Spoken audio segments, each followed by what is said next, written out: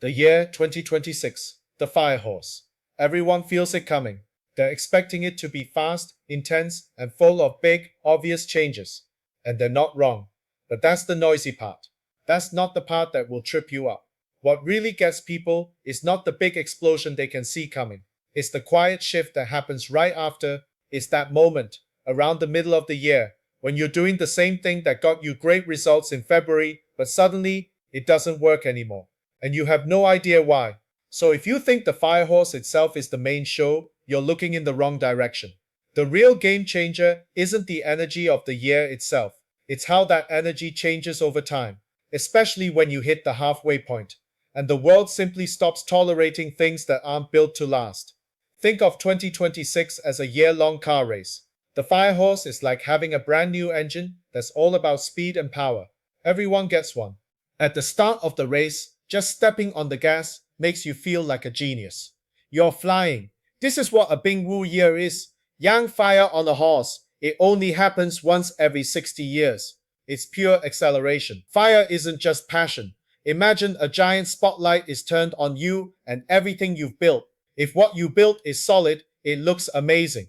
If it has cracks, the spotlight makes them impossible to ignore. The horse is the engine, always pushing for more, faster now. Put them together, and you get a year where everything is compressed.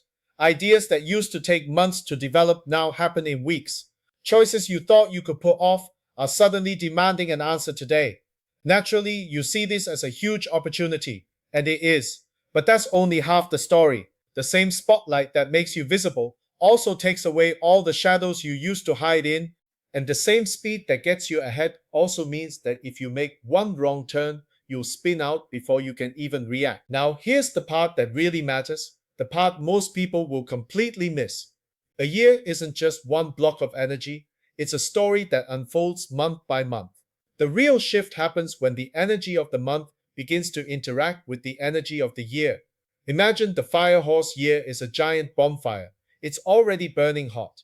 As you get to the middle of 2026, you enter months where it's like someone starts throwing fresh logs onto that fire. The fire doesn't just stay hot, it roars. It gets bigger and it burns with a steady, relentless intensity. The heat is no longer just a burst, it's constant. And this is where people get into trouble. At the start of the year, you could just push hard and get results.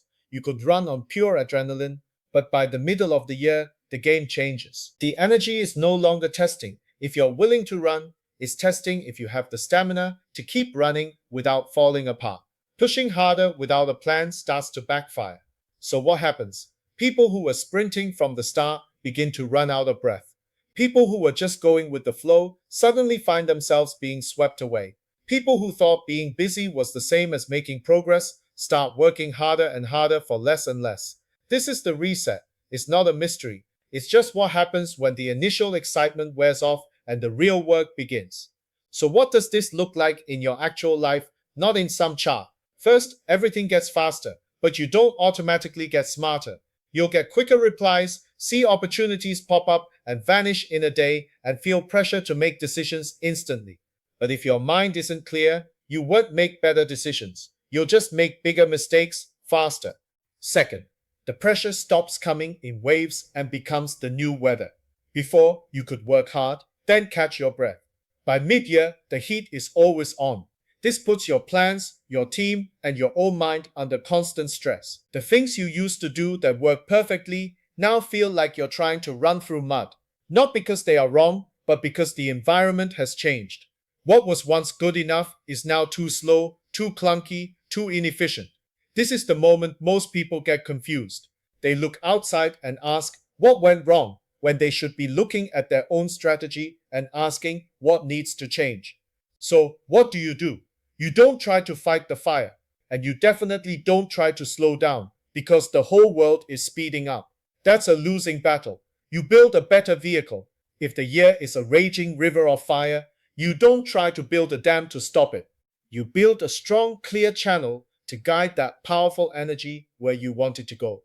This means you need a blueprint that's clear thinking, and you need strong materials to build the channel that's disciplined. In real life, this means you get very clear on what you're doing.